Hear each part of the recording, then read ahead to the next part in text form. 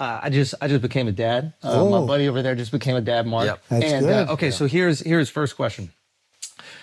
Great. You have these children that are seemingly well-adjusted, successful, and I think most importantly, they appear to like you. Yeah.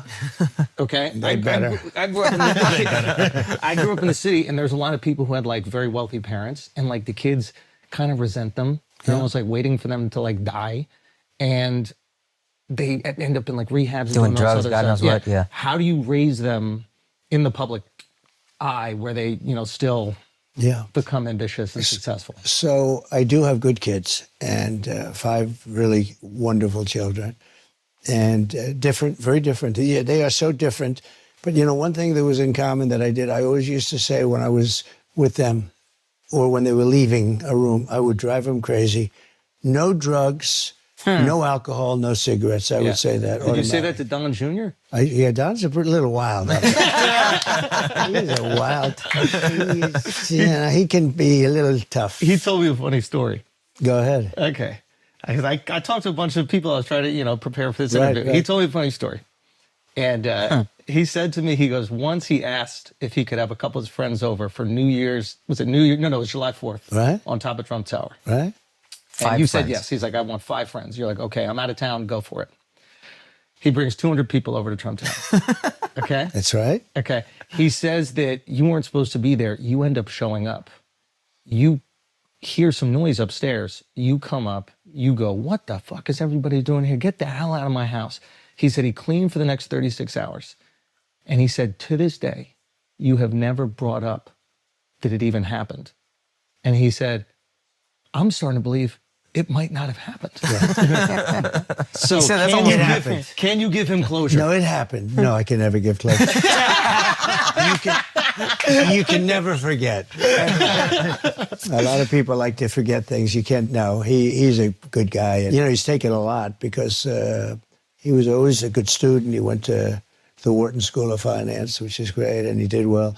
But he went into the world of politics not because he wanted to, but because I was there, and I sort of automatically you drag the family in. Mm-hmm.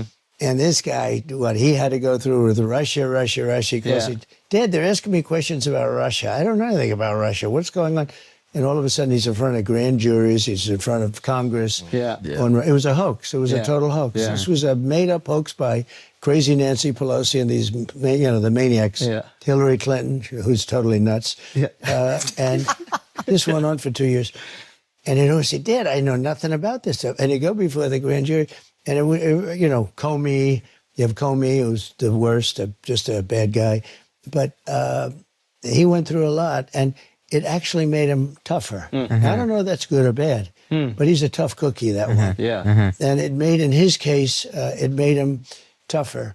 Ivanka did a great job. She didn't want anything. All she wanted to do was get people jobs.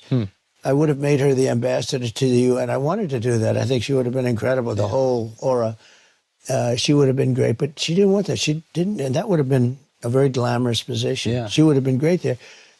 All she did is go to see companies and hire people. She wanted, and she hired, I think it was like 10 million people, some incredible amount of people. She'd go to Walmart, she'd go to Exxon, she'd go to these big companies and see if she could get groups of people hired. Yeah. And she loved doing it. It was great. And there was no glamour, there was no anything, but she got people jobs that made her. So how do you instill the ambition in the kids? I think a lot of kids that grow up with wealth, they kind of are lazy. Mm-hmm. And they feel like they have no direction in life. And a lot of times they turn to like drugs and other shit. How do you instill the ambition? Well, I've seen a lot of wealthy families where the kids mostly don't work out too well. Some don't turn out to be bad kids, but they end up hating the father, or the father maybe wanted them in business. I mean, I have one father that's very competitive with his son. If the son were more successful than him, he would hate it. He would be unhappy.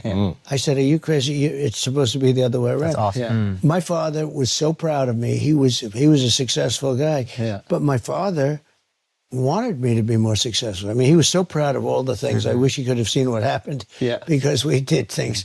But he was, he's just a proud father. What do you think? And I think most fathers are that way. I hope that. But I've known many fathers that are very successful.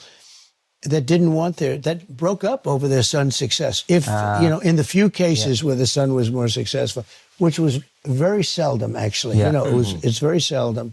You take people like in sports, because in sports you see it, because it's a microcosm of life, but it's quicker.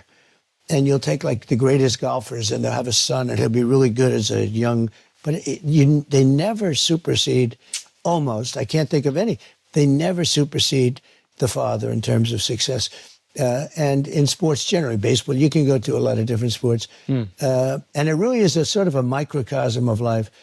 But with life, it takes a lot longer to find out the end Come to result. fruition. I'm sorry to interrupt you, but we said you're a great father up top. First thing you say is, I've got great kids. You didn't take credit. And then your entire answer, and I thought this was really cool, your entire answer is about how great your kids are. That was a very cool thing. Thank you. That's very nice. I think I like this interview. I think That's genuine. I think it's right. And by the way, congratulations. I hear your show is crazy monster success. We're doing pretty good. We're very we're interviewing presidents. It's really good. And right in the middle of a campaign with only 29 days to go. Yeah. And you're taking up time. Don't you feel